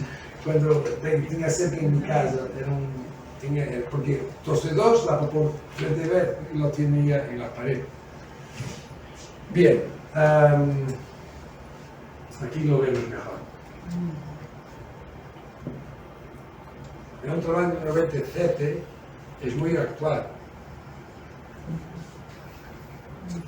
Este es otro trabajo de Francis Alice, que yo no lo podría hacer ahí, pero es una charla para hacer ahora una viaje muy grande, no tenemos tiempo. Mas ese trabajo, entonces tengo 2 o 3 ejemplos de esta idea de habitación, de cruce, de habitación o de confronto con la idea de frontera, de línea, para que la conversación que tenemos hasta ahora no sea tan abstracta. Y cómo es que los artistas hacen para evitar espacios de cruce, de borde, de frontera. En este caso, que también es muy actual por lo que se pasa en Palestina, él hace eso. Saben que la línea verde, Green Line, es la línea que se ha diseñado, como siempre acontece cuando se diseña algo sobre un mapa, de una forma abstracta, se ha diseñado para definir las áreas palestinianas y las áreas de Israel. Entonces, estas líneas verdes definen en el mapa, definen la frontera entre los muchos espacios aislados, porque son como islas, es como un arquipélago de islas que pertenecen a la gestión autonómica de los palestinianos y las áreas que pertenecen al Estado ocupados por el Estado de Israel. Entonces lo que había hecho es, él ha pegado, él es belga, tiene pasaporte mexicano y belga, entonces podría hacer eso. Y entonces tiene unas latas de tinta verde que van en su saco, haciendo un pequeño furo, sin orificio, y va caminando, cruzando las líneas y trazando una línea real verde que cruza la línea ficticia del mapa. Y ahí está cruzando los controles de los israelitas. Y este es el trabajo. Y está registrado como un desafío también, más una idea que el cuerpo real y la línea real. Y ahí, y él lo hace en todas las direcciones. Hacer algo político se puede tornar poético. Que es el subtítulo de este trabajo. Vamos. Este es Gabriel Orozco. Podrían hacer otros trabajos de Orozco. Entonces, este trabajo me interesa mucho porque es esta idea de una DS, pero una persona sola, que ha sido cortada. Y entonces esta idea de una utopía, que pegar un objeto que es una especie de suprasumo del design industrial y lo transformar en una utopía individual con un corte. Es casi como un merging entre... Bien. Y este trabajo de Francis Alves me parece que es hablando de las utopías y las imposibilidades, es así. Toda la gente sabe que en el interior del tornado es el sitio más calmo del tornado. Nada se para. No hay viento. Es como un ciclón. El ojo, tranquilidad total. Entonces, con esta idea, y aquí tenemos una vez la idea de interior, exterior, dentro y fuera, estar dentro y fuera. Entonces, este vídeo, él va para una zona de Estados Unidos que es muy conocida por sus tornados.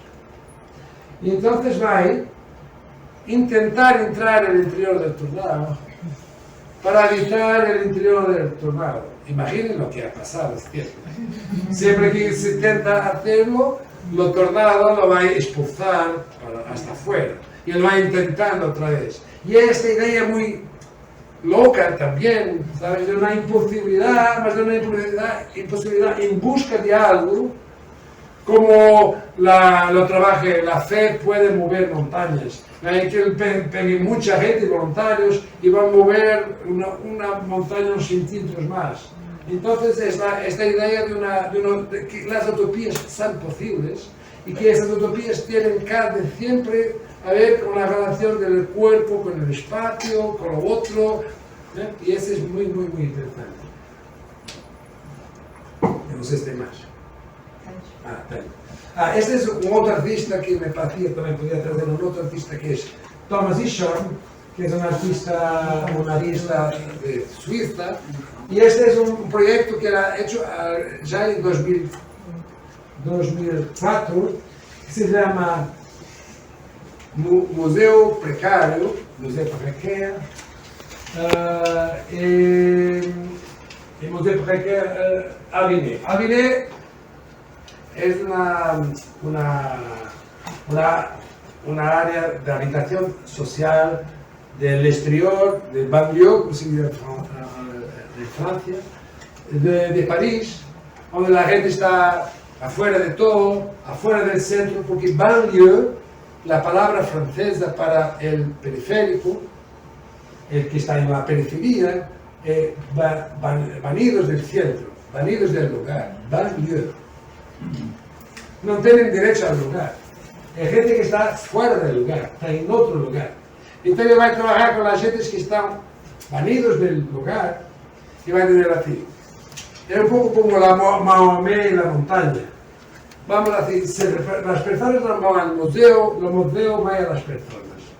Y entonces el proyecto es pegar en la colección las obras más caras, más icónicas del museo du Centre Georges Pompidou en París, y hacer con la comunidad un proyecto para un museo precario y temporario, que era un espacio construido de manera más precaria posible, pensada con la comunidad, y que todas las semanas durante un periodo de meses escolhían una obra, podía ser Malevich, podía ser Joseph Beuys, podía ser, era Duchamp, era un guarda-analista de Duchamp, y se elevaron las obras, que claro estaban en las cajas porque los curadores estaban locos. Y ahora, ¿cómo es? Va a estar ahí no medio de un sitio, sin seguridad, sin nada. ¿Y quién va a montar? La gente. ¿Mas la gente qué? La gente del barrio. Y que era todo así. Y todo el proyecto es muy interesante porque es como... Es una otra idea de pensar la noción de precariedad dentro del arte. Y claro, había proyecto educativo en torno de eso todo. Este es un proyecto que tiene 20 años. Me parece un proyecto muy interesante con la comunidad. y que lo ha hecho más. Bien, vamos a terminar con 2 o 3 palabras después de las cualidades distintivas. Lo que hace difícil imaginar un exterior que pueda buscarse como alternativa. Yo mostré lo que para mí son algunas posibilidades de exterioridad, pero ya no es una exterioridad pura. Es una exterioridad como la isla de la decepción. Entonces es una exterioridad deceptiva. Quiero sugerir como hipótesis abierta, y una vez más, no soy historiador, no soy profesor, aquí hoy no soy profesor, solo soy para recibir el sueldo. No soy profesor, no soy crítico, hago lo que hago. Lo que hago es cosas. Quiero sugerir como hipótesis abierta que en las últimas décadas los artistas, en respuesta, o algunos artistas, en respuesta directa a esta abrumadora pregunta, o sea, cómo sobrevivir no medio de esto todo, en lugar de seguir tanteando en busca de un exterior que parece perdido o ainda menos localizable, han optado por habitar en los mismos las líneas fronterizas, transformándolas en entidades con espectro. Lo que había ahí, lo viste ahí. Negando la geometría euclidiana. Unas veces literalmente, otras veces metafóricamente. La geometría euclidiana nos ha enseñado que una línea es una figura unidimensional, sin grosor ni profundidad. Sin embargo, sabemos muy bien que en el momento que trazamos una línea, esta adquiere inmediatamente un cuerpo. Deja de ser una abstracción matemática y se convierte en una otra cosa en frente o ante nuestros ojos. Esa línea, ahora una línea así de facto, de hecho, limitada por la superficie en que la está inscrita, el material utilizado, que si vamos a usar un marcador muy grueso, la línea cambia. La puedo pintar en la línea como lo quiera. Y la mano que la ha guiado, porque no son solo los materiales, de la mano que la ha guiado, o el cuerpo, se ha convertido en una materia plástica. Lo que propongo, pues, es la idea de que en un momento en que se impone esa narrativa que nos dice que no hay fronteras, que ya no hay fronteras, y que cruzarlas ya no es productivo, la posibilidad de ofrecer un cuerpo, una textura y una presencia material a esas líneas es una acción política radical. También porque habíamos aprendido por las malas, de la peor manera, que las fronteras siguen siendo tan operativas como siempre.